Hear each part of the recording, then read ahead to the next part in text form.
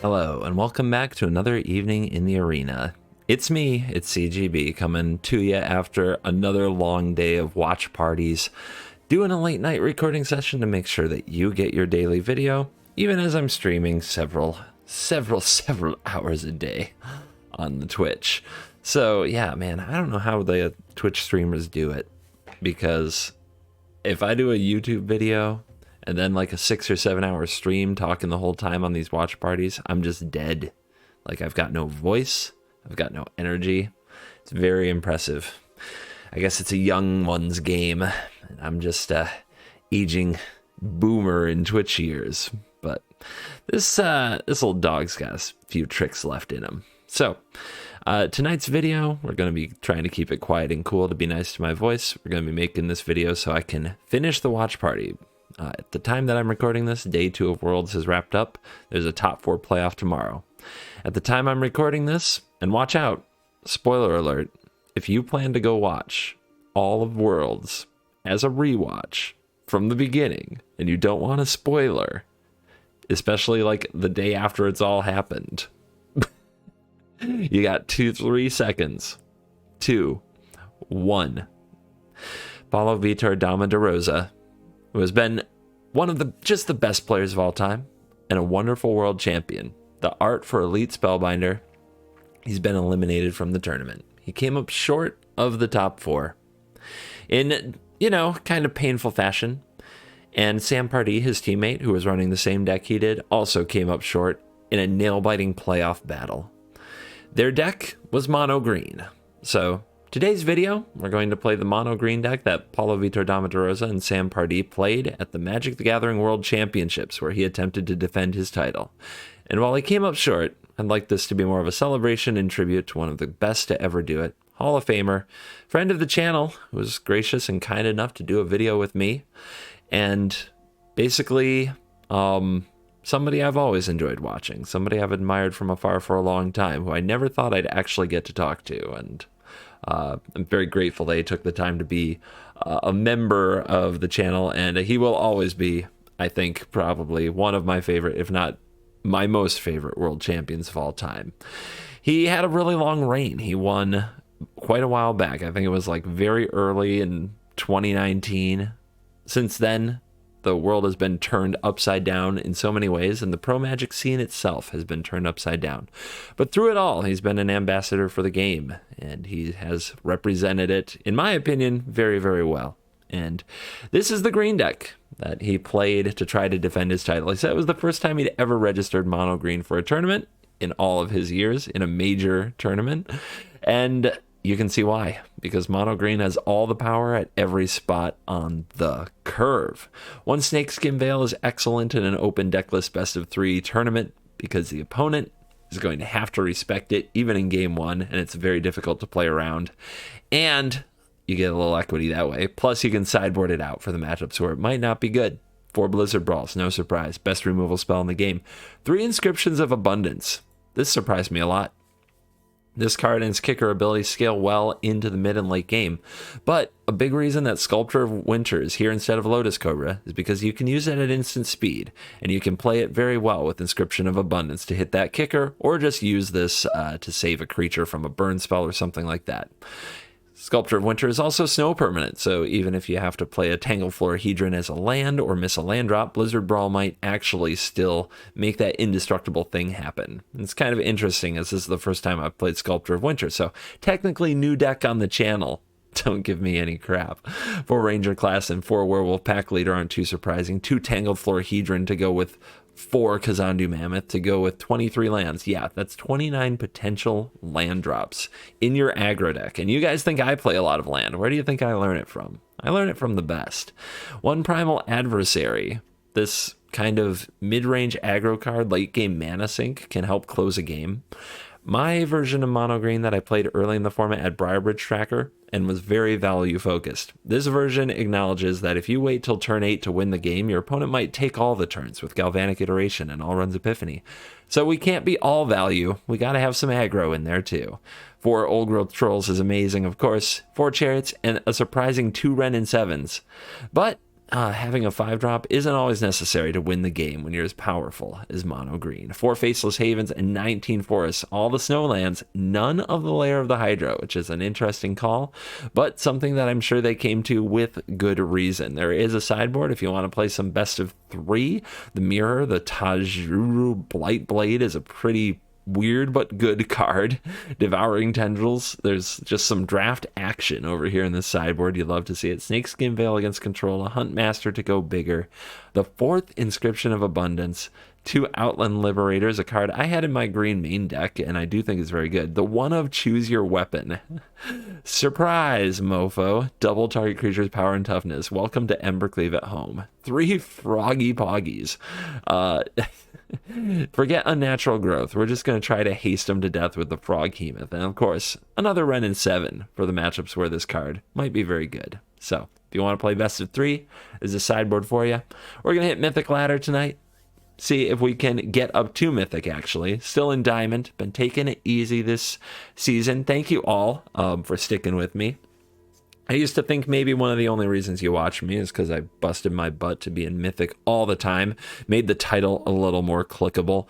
But you guys have shown me, especially for the last few weeks, that you're down for the ride as we delve into all things meta at whatever speed it takes. It means a lot to me because it helps me keep some of the stress off me to make content.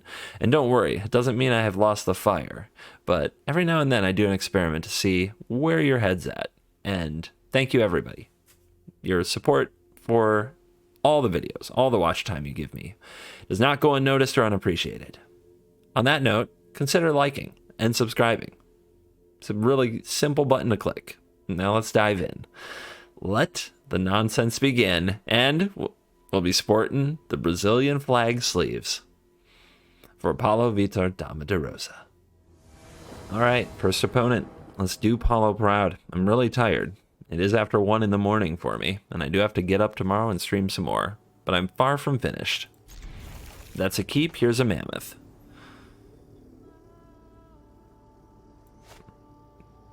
Hopefully after that mono white video that I recorded recently, we'll be on the play a lot. Opponent on the 6-card keep, and away we go. Mono white, tough matchup, but being on the play matters a lot. Pack leader or troll? Troll or pack leader? Actually, it's not about troll, right? It's about sculptor. But I think Paulo would tell me to play my mana creatures early. They're far more effective when they are on the play early.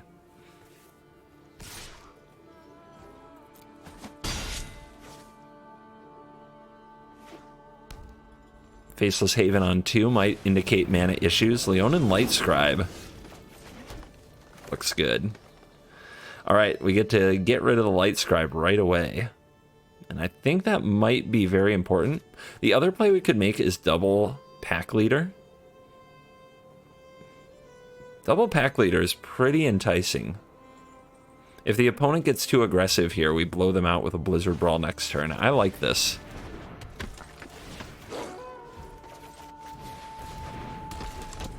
They really want to remove something.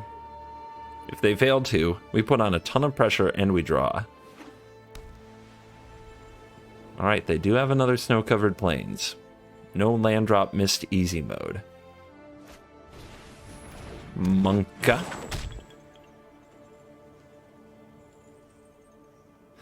In the Light Scribe version, I'd run 4 Fateful Absence. Let's see if that's something the opponent has here. I'd also run Kabira Takedown. I haven't played a Light Scribe version in a long time. Maybe it's about time we run a Lumamancer Light Scribe white deck.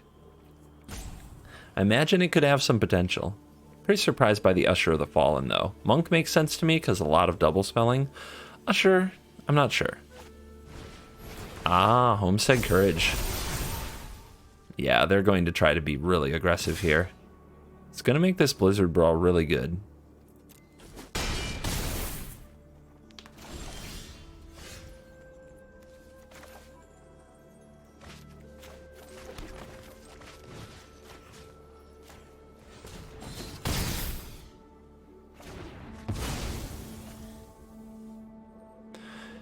I think we hold back the Sculptor to potentially trade. This attack is too much value to deny. Inscription's very good too. We could go for the Inscription. No, we don't have enough mana to kick it. Down to 13. Here's our troll.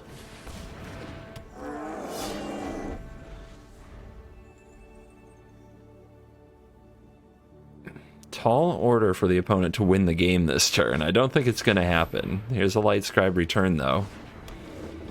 Homestead Courage with its +1/+1 counter, vigilance, and flashback is a cheap activation for this. Does seem a very threatening card.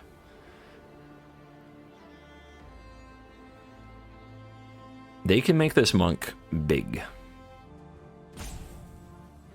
One of the cool interactions with Sculptor of Winter that I didn't mention in the intro is untapping a snowland with the troll enchanting it.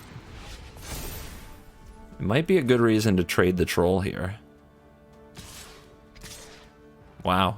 Alright, they didn't make this a 5/5. They instead wanted to attack with this as well. Let's make this trade.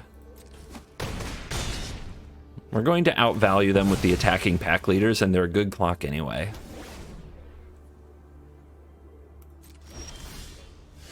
That's pretty good.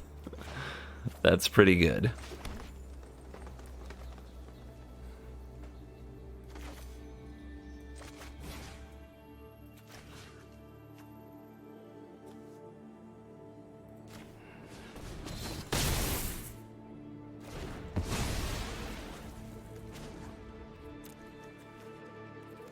So much damage.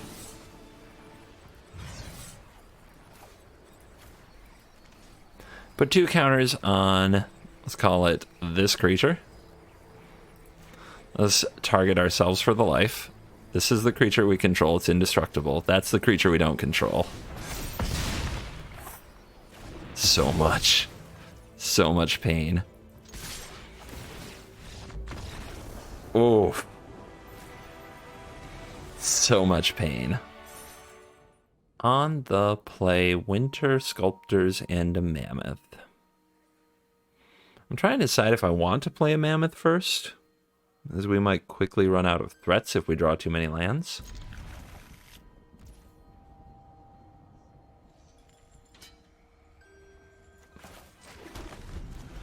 I'm going to take a chance that we draw too many land. This is mono white. They play mono white. And they never stop either. They always play mono white. They wake up in the morning wondering what white decks are doing today. Wow, we get a Fateful Absence here. Pretty good for them.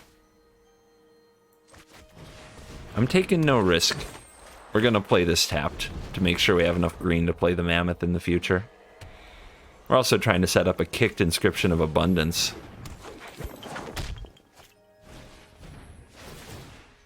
Okay then. All removal all the time, mono white. Not what I expect. They usually have trouble killing things. Not this version. Ooh, that's a draw.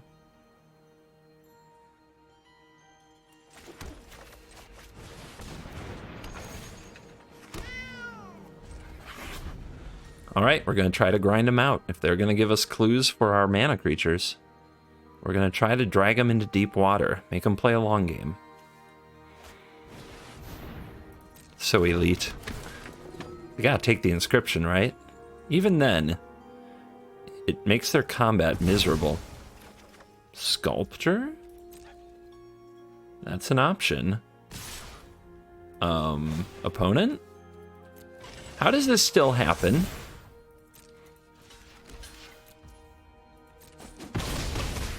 Do mono white players look at the board? Or do you think they just, you know, point and click? So, Pricey Sculptor comes down, Cruise Chariot, these two attack, make extra creature, blocks here, tapped land, next turn Inscription. The opponent might have another Spellbinder based on how they played it. I think that's okay.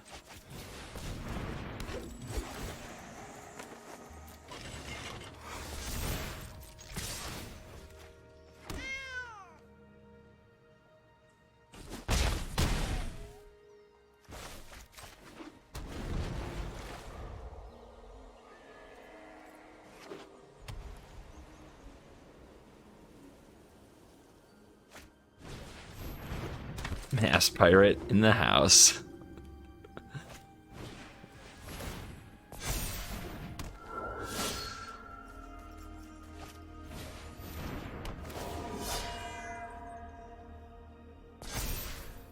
We get the attack. We could make a chump block here, but I think we just take it, especially with the inscription up our sleeve. Ooh. Oof. Ooh, okay. Nice.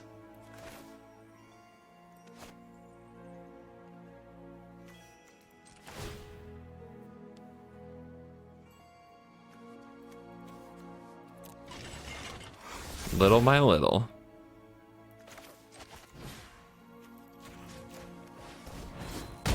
Kill it. Make it indestructible.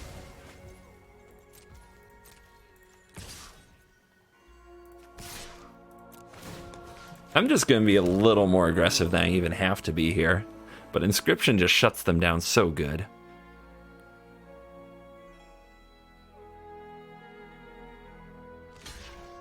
Love a trade. Inscription, though, could kill a little extra. Can they win from that spot? Unlikely, right? But I guess one way they cheese me is Sky Mall. So we'll just be patient. Patience is fine.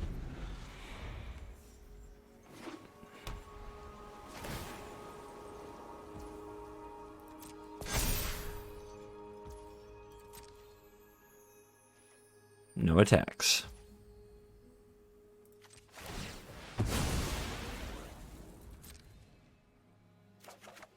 Their combat's a nightmare as long as we have this card. And we know they can't do anything. They're tapped out.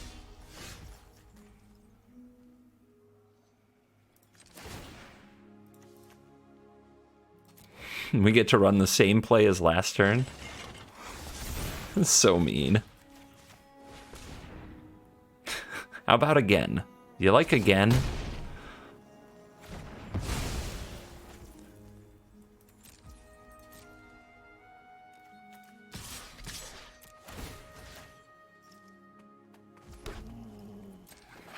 The cats are taking over, baby.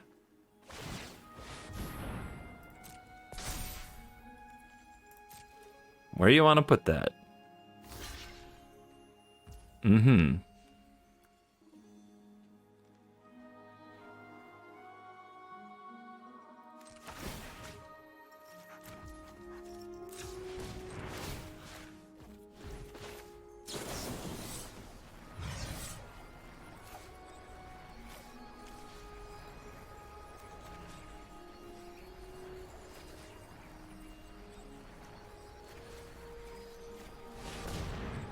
We'll just kill it. I wanted to see if they'd try to do something else, blocking the chariot or something weird. If they're not going to, this is fine. We could have done it before blocks, but we still knock our opponent down to 2. And they're out of here. Chariot carries us to victory. All right, this is the Diamond 3 winning in, I think, and we're on the play again. We've been really fortunate. But you've also seen me be unlucky when it comes to play draw, so here we go. All right, is this a 3rd straight mono white? Interesting. How did this happen? Why is the world so white?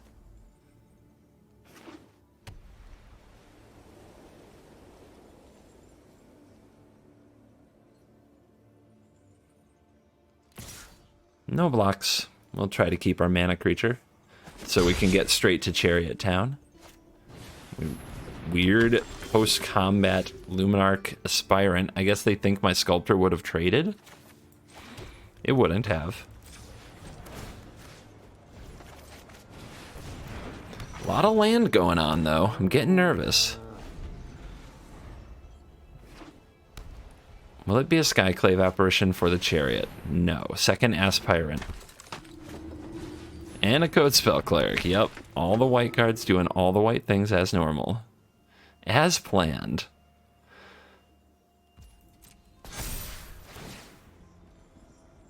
Yeah, this is going to be a problem if we only draw land. anything probably would be, but these things do make sure that the turns get better and better for the white player. Things always get better for the whites.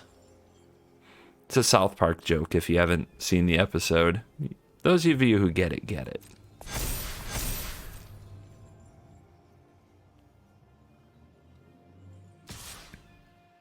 Why? Why do they keep doing this? Every single game. Like, at this point, it should be a montage. You should just resign. You should totally concede from this position. Let's inflict some mental damage while we're at it.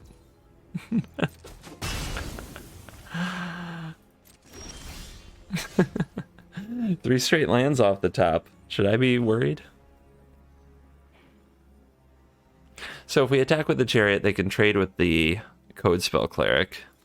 But maybe they plan to keep trying to grow that creature. I don't plan to block with the Mammoth here, and I don't plan to attack with the Cats. Do I plan to untap a land with the Sculptor? No. And I don't plan to block with it. So we do like this.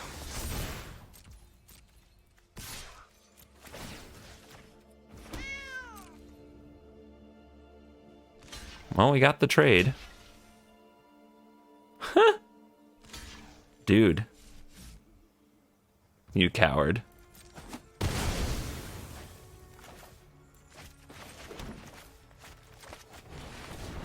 Let's hope we can press through these critters. And let's hope we top deck some Inscriptions of Abundance. Some Wrenn and Sevens. Some really powerful spells. We've got the mana for them.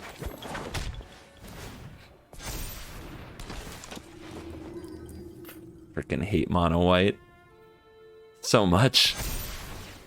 What a trash deck. It's like the best trash deck to ever get played this much on Arena. Boom.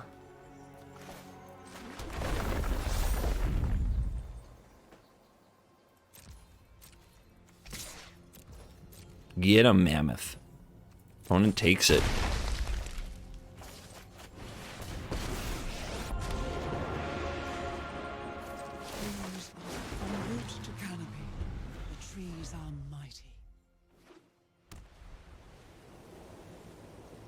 Oh, Wrenn showed up, guys. Can Wrenn fight the ever-growing mono-white, 1-mana nonsense?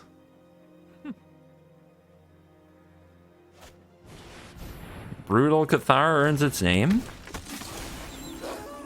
Why would you go for the Mammoth when there's a 5/5 there? Do you have a plan for the 5/5? What a bizarre choice.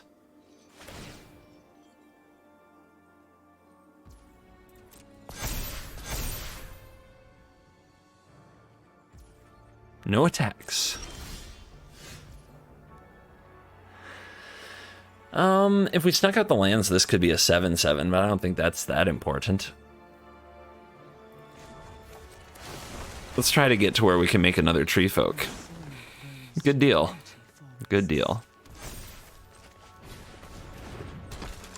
No attacks needed here. Let's curl up behind Wrenn in a good book. Oh, look. The Intrepid Adversary. To go with those Luminarch ass pirates. Will they just keep going on the monk? It looks like they plan to. I really hope they attack with this so the pack leader can attack, but they're not going to. They're trying to make my life difficult. Let's see if there's any lands here. Wow. Impressive. Impressive.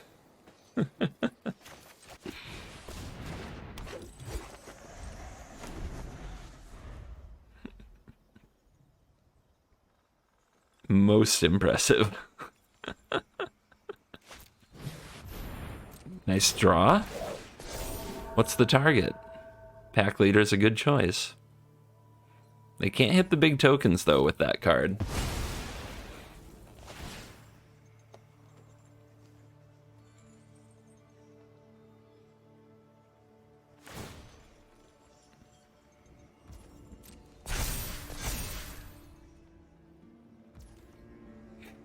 What a coward.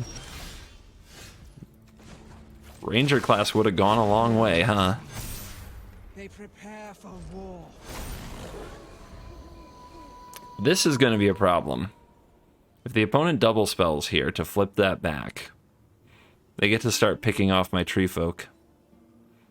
I would say our luck in this game has been awkward. We had the good Ren top deck, and it's actually done a good amount for us. But just the fact that we hit no land and milled all these spells and drew all this land is pretty intense.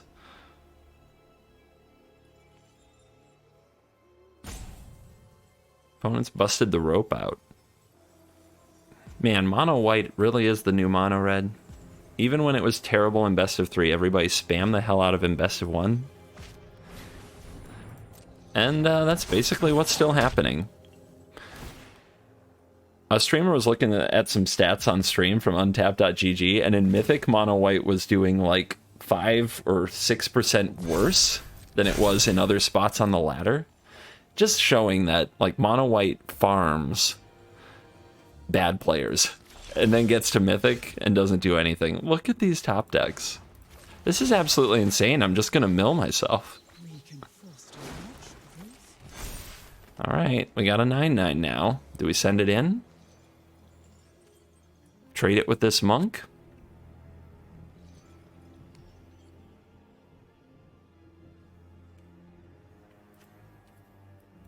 What an absurd draw we've had.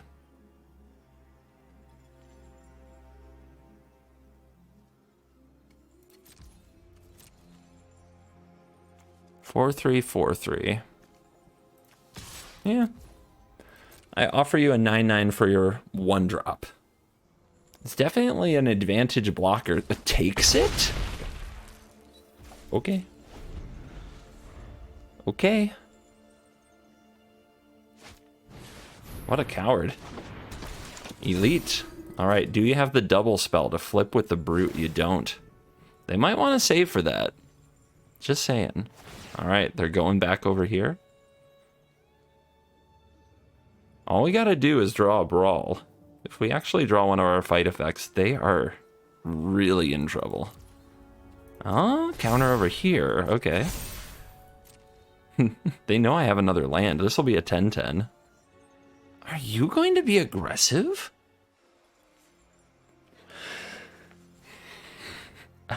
I've got to say, Stone's choices in this matchup have kept me wondering. They've kept me guessing. My turn. Hey, it's not a land. Every seed contains great potential.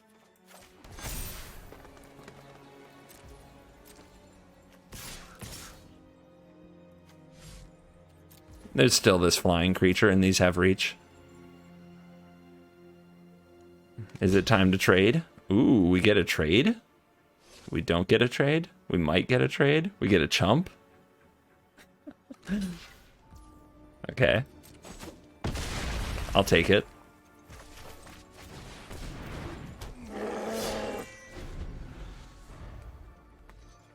Can the opponent top deck a removal effect before I do? That's not a bad card. Let's see what they do with it.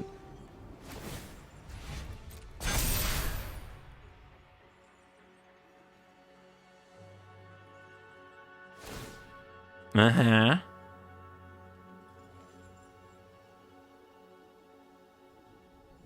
I don't feel like they've quite found their cohesive plan. And they're gonna need one.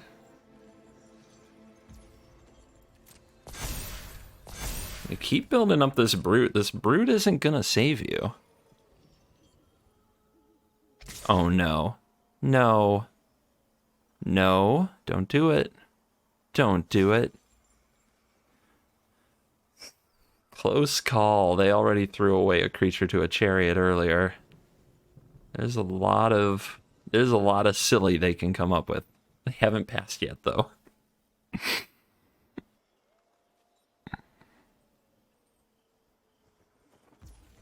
My turn, okay. Ooh. Hello. They still have these huge lifelinkers and this 12/12 that I can't exactly beat.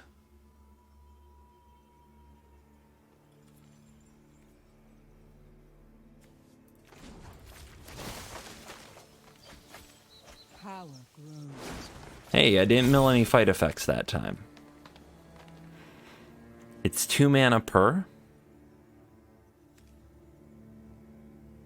And we have 11 lands and 2 Sculptors of Winter.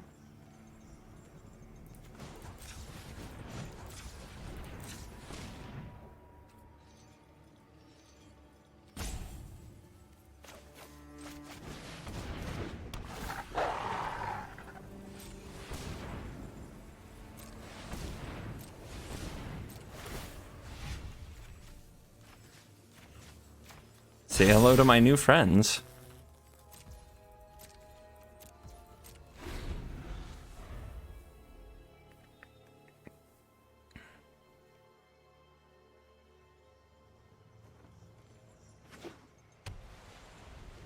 Land off the top for the opponent, and this one sandbagged card. It's an Usher. They should definitely save that for the double spell with the Brute, but I'm not surprised they're not seeing it. The Sculptors can untap the forests if we decide we would need them to block, but remember, if these die, it does shrink our tree folk. Could be a problem. Stupid Luminarchs have been on the field since turn 3, and look how big they've been making the opponent's cards. They also have 2 Intrepid Adversaries. Everything's overstated. We're getting outscaled. We've got to draw a fight effect. We just haven't been able to do it.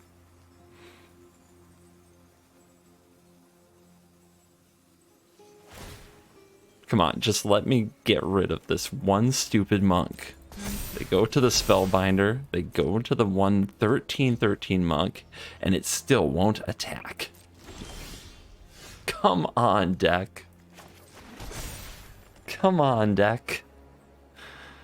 Alright, 6 life. 1, 2, 3, 4, 5, 6, 7, 8, 9, 10. 1, 2, 3, 4, 5, 6, 7, 8, 9, 10, 11, 12, 13, 14, 15. But these adversaries, they can block some of our creatures and live, which is a huge problem.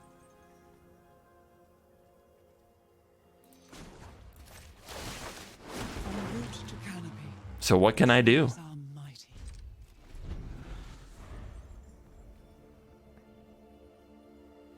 22 cards to go.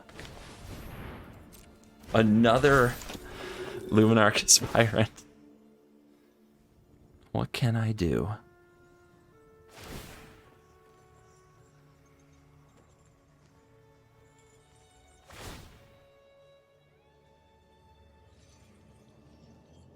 Just draw Blizzard Brawl. Just draw one Blizzard Brawl.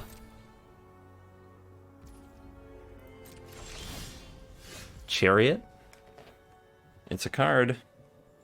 21 cards to go. So, to get to the last Ren and 7 activation, what do we need? We need to mill 8 more cards. I think that's okay. I think we actually go for it. We will help you find 13s.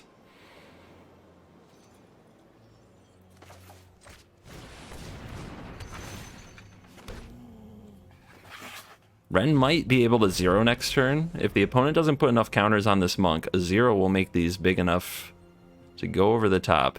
Remember, the lifelink from these is a big deal. It's why we can't try to like do some crazy alpha thing yet.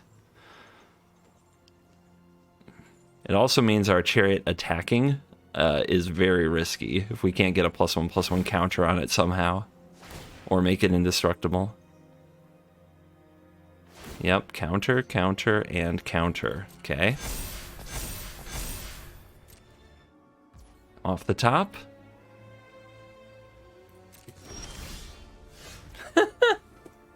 Of course. we blossom and thrive.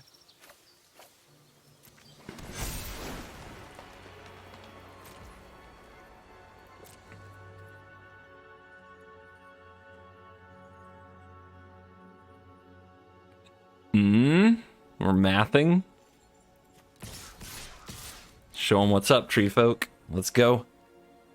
We don't want to throw the chariot into the adversary where they can easily gain all that life, even if it means making a tree folk. We have to grind them out of some of their better cards. Just grind them out.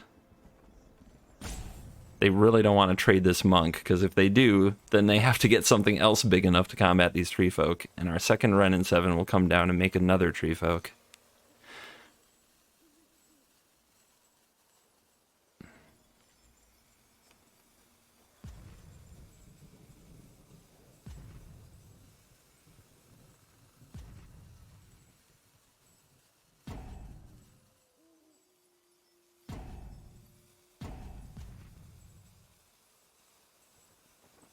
Give up, Stone. You can't win.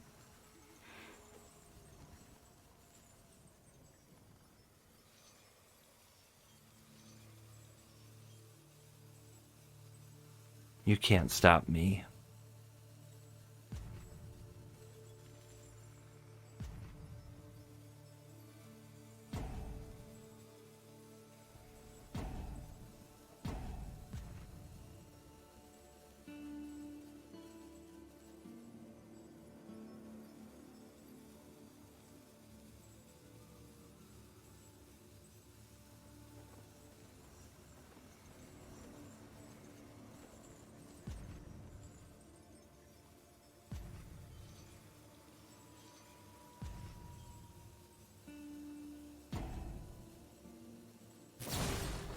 Kabira takedown.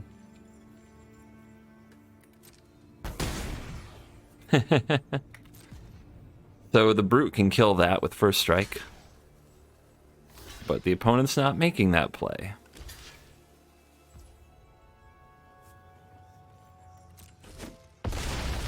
They gave up the monk, which was their biggest creature. Nothing else is going to get to the range of the tree folk now.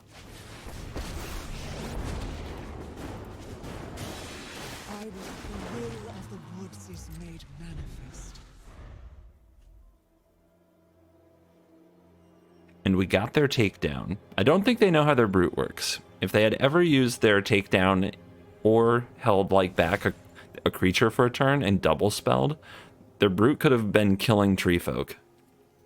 They could have eaten at least one tree folk, maybe two, if we watch the replay and think about it.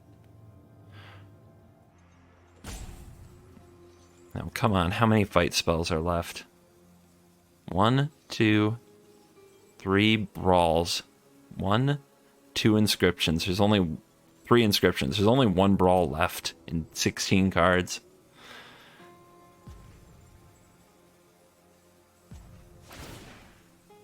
Yeah, they've got to counter up the life linkers now.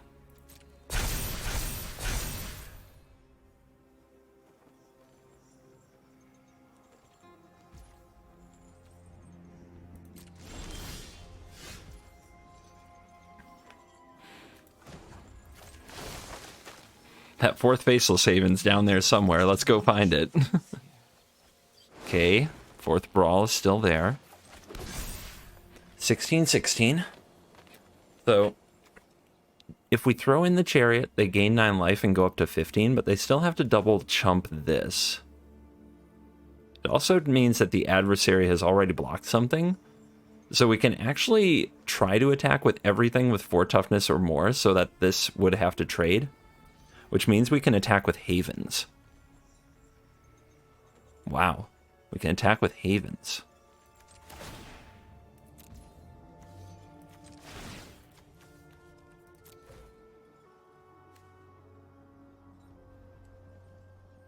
Could be another takedown here. Something they didn't play.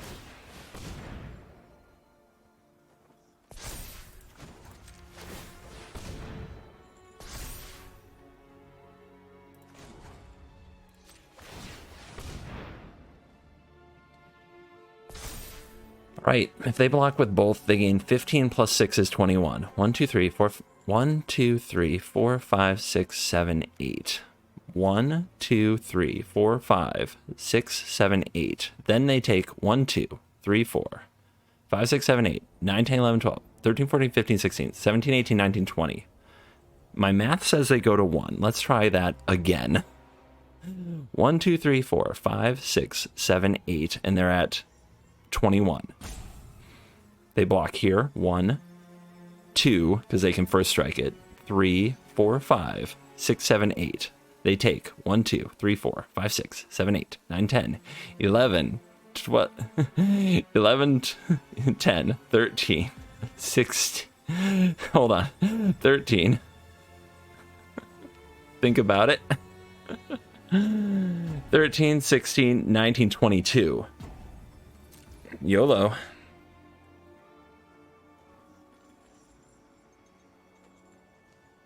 Wait, I have 4 timeouts. Oh, they do have the takedown. Okay, let's do the math again. They top decked another takedown, guys. All right, we have 4 timeouts, or 3 timeouts now. Let's use them. 1, 2, 3, 4, 5, 6, 7, 8. They first strike this, so 1, 2, 3, 4, 5, 6, 7, and a 3, 3 is 8. They take 1, 2, 3, 4, 5, 6, 7, 8, 9, 10, 11, 12, 13, 14, 15, 16, 17, 18, 19, 19. They end at 2. And then they get to the counterattack, so it's not good. All right. In that case, let's go.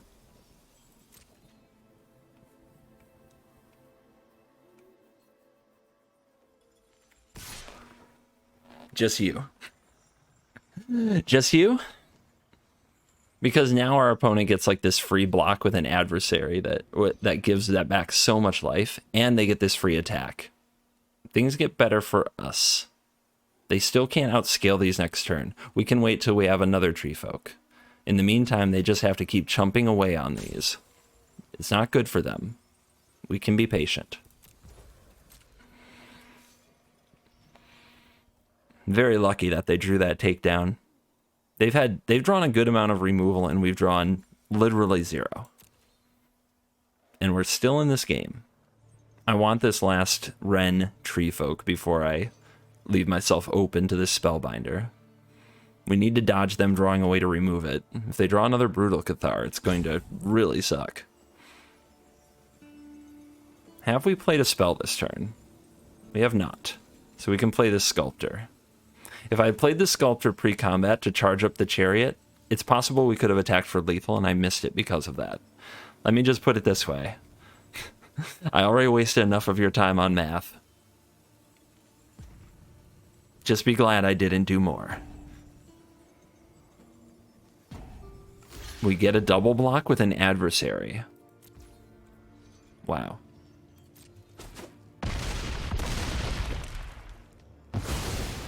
Those are 2 very important creatures to lose, too.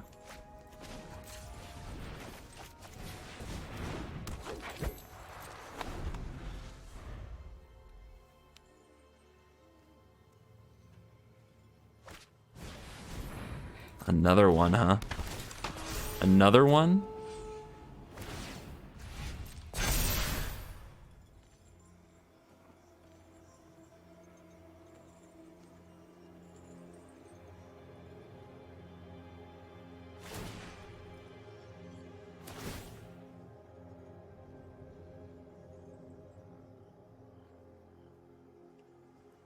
All right.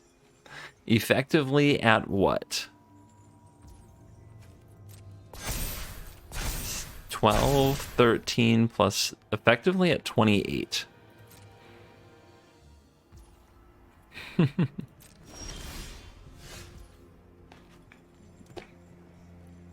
Thank you.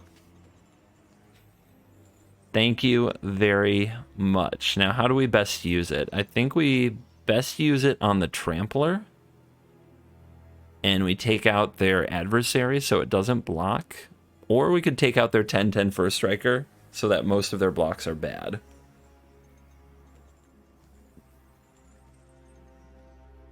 They're not going to... Yeah, they do gain life. There's no way to prevent that.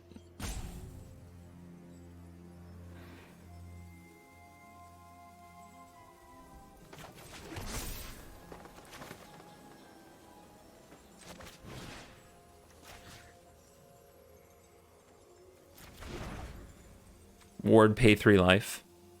You know, let's remove the 10/10.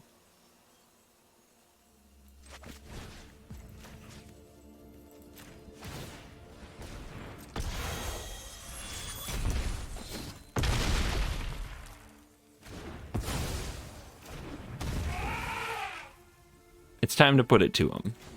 I've had enough messing around. I'm going to make my opponent figure out how to survive. At long last, it's time for math is for blockers.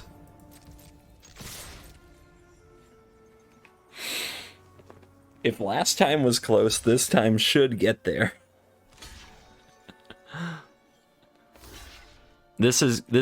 The fact that this adversary has to block something with a 4 power means that this one's going to die too, because they're all going to lose some of this toughness. Let's see if they find their way through this. What you got?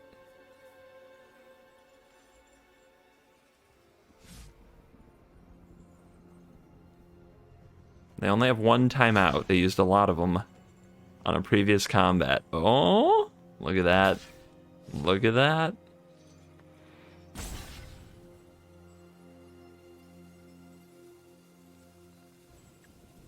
Don't worry, guys. I'm not going to die.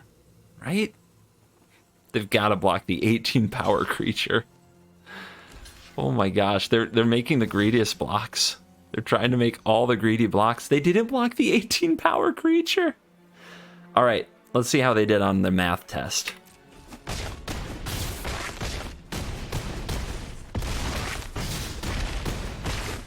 They did poorly. They did really poorly.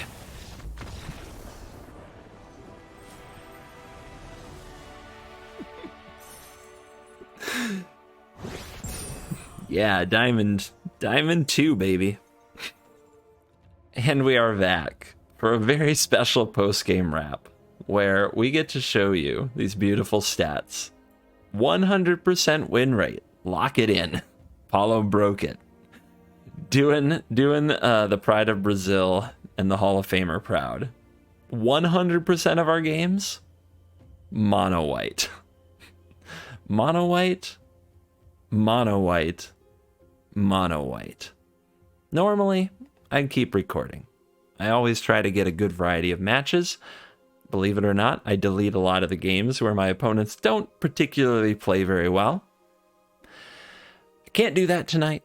I'm very tired. I need to sleep, and I can't wait to host the watch party tomorrow, and that takes a lot out of me. A lot of energy on the line. Sorry that the content, the reduction in quality of the content bleeds over just a little bit to the YouTube, because I do have to save myself for Twitch just this once a year, you guys. I'm not apologizing for that. I'm actually not sorry. But besides, I always try to make up for it with a little more banter than normal. And mono white, at least the Code Spell Cleric version, your deck sucks. And I had a good time trouncing you. So actually green is supposed to be unfavored against mono white, but we're talking about the version that runs all the Brutal Cathars, Skyclave Apparitions, Maulus Skyclaves, Adeline. We're not talking about Code Spell Cleric. Code Spell Cleric, Monk of the Open Fist, etc. They just cower in fear at the beefy size of our green creatures. That last game was truly special. I don't know what to call that last game. Leave me a comment. Let me know if you enjoyed it. It means a lot to me. Please consider liking the video and hitting subscribe. And thank you. I'm sure he's not watching the video to begin with. He's got other things to do, but heck, why not there? I'll put it out there. Thanks to Paulo Vitor Dama de Rosa for holding the trophy for so long and being an excellent world champion, inspiring so many others. He's got a great YouTube channel, PVDDR. Check it out. And you made Brazil and all of us very proud. It's sad to see your reign come to an end, but we will never forget, because we will always have Elite Spellbinder to exile our favorite card from our hand and remind us that you are the champ. Thank you for watching this video. As always, I will see you in the next video. You stayed till the end. You're cool.